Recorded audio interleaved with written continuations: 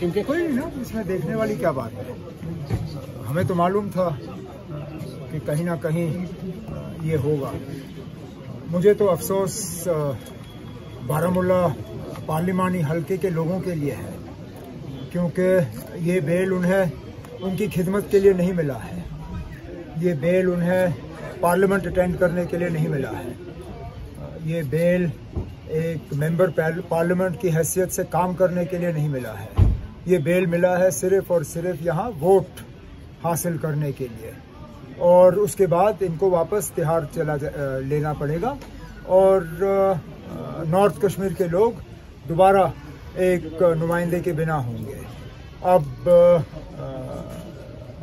Voter इसको किस तरह से लेगा और इस फैसले का उन पे क्या असर होगा हम देखेंगे। अभी तो ये लग रहा है कि नेशनल कॉन्फ्रेंस को इससे नुकसान हो सकता है, जैसे पहले आपने कहा कि पार्लियामेंट इलेक्शन में आपको मैं सोच समझ के और मतलब बड़े एहतियात से इस मामले में कदम रख रहा था। लेकिन अच्छी बात है कि जो बात बहुत लोग सोच रहे थे वो महबूबा मुफ्ती साहिबा ने खुल के की। उन्होंने तो सीधा सीधा कहा है कि इंजीनियर रशीद साहब बीजेपी के कहने पे काम कर रहे हैं, और सवाल उठाया कि ये जो सारा पैसा खर्च हो रहा है उनके उम्मीदवारों पे, ये पैसा आ कहां से रहा है। अब देखें अगर इसका जवाब एआईपी से आ जाता है, हम तो इन लोगों का मुकाबला करते रहेंगे। और हमारी वोटरों से एक ही गुजारिश है कि इस इलेक्शन में अपने वोटों को वो तकसीम ना होने दें, क्योंकि बीजेपी की लगातार साजिश है। और जैसे वजीर दाखिला ने अपने प्रेस कॉन्फ्रेंस में कहा, वो एआईपी, पीसी, इन बाकी पार्टियों के साथ कल हुकूमत बनाने के लिए तैयार होंगे।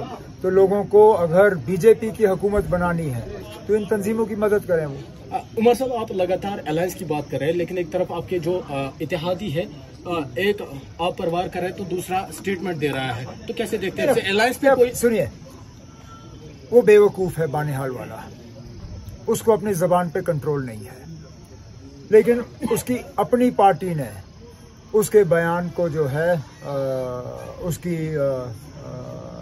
उसके खिलाफ एक बयान जारी किया है। अब वो बानिहाल वालों को इतनी फ्रस्ट्रेशन क्यों है, उसको अपने ज़बान पे कंट्रोल क्यों नहीं, मुझे इसका जवाब मेरे पास है नहीं। लेकिन कम से कम कांग्रेस की तरफ से उसके बयान को नोटिस किया गया और उसके खिलाफ कांग्रेस पार्टी ने अपनी आवाज़ उठाई। हमारे लिए ये मामला वहीं पे ख़त्म हो जाता है। कुछ तो है कि ये जेल में बैठे हुए लोग सिर्फ मेरे पीछे ही पड़ जाते हैं। मतलब ये कोई मामूली बात नहीं है ना। इंजीनियर रशीद का एक बार लड़ना मैं समझ सकता हूँ कि ये कोइंसिडेंस है, ये ऐसे ही हुआ। लेकिन इस इलेक्शन में एक आदमी को 2 सीटों पे लड़वाना, और एक पे तो चलिए उनका निशाना ठीक रहा, वो गांधरबल आए, दूसरे पे उनका निशाना गलत रहा। वो उम्मीद कर रहे थे कि मैं बीरवा से कागज भरूंगा, मेरा बड़गाम से कागज भरने का इरादा था। अगर मैंने 2 दिन पहले बड़गाम का ऐलान किया होता, आप मान के चलिए कि वो क्या नाम है, सर्जन बरकती, उसने बड़गाम से कागज भरे। कोशिश तो ये कर रहे हैं ना, लेकिन मैं उम्मीद कर रहा हूँ कि इस बार इंशाल्लाह उनकी कोशिशें नाकामयाब होंगी।